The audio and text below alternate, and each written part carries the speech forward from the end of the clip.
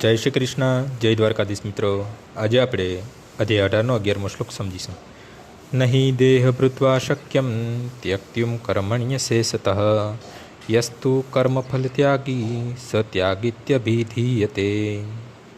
ખરેખર કોઈ પણ દેહધારી માટે સર્વ કર્મનો ત્યાગ કરવો અશક્ય છે, પરંતુ જે મનુષ્ય કર્મના ફળનો ત્યાગ કરે છે તે જ વાસ્તવમાં ત્યાગી કહેવાય છે. ભગવદ્ ગીતામાં કહ્યું છે કે મનુષ્ય કદાપી કર્મનો ત્યાગ કરી શકે નહીં. તેથી જે કૃષ્ણમાં કર્મ કરે છે અને કર્મના ફળનો ઉપભોગ કરતો નથી, જે કૃષ્ણને સર્વ સમર્પિત કરી દે છે, તે જ ખરો ત્યાગી છે. આંતરરાષ્ટ્રીય કૃષ્ણ ભાવનામૃત સંઘમાં એવા અનેક સભ્યો છે કે જેઓ પોતપોતાના કાર્યાલયોમાં કે કારખાનામાં અથવા અન્યત્ર સખત શ્રમ કરે છે અને તેઓ પોતાની કમાણી સંઘમાં દાન તરીકે આપે છે. આવા મહાત્મા લોકો વસ્તુતઃ સંન્યાસી છે, અન્ય સંન્યાસાશ્રમમાં સ્થિત હોય છે. કર્મફળનો ત્યાગ કેવી રીતે અને શા માટે કરવો જોઈએ તે અહીં સ્પષ્ટ રીતે દર્શાવ્યું છે.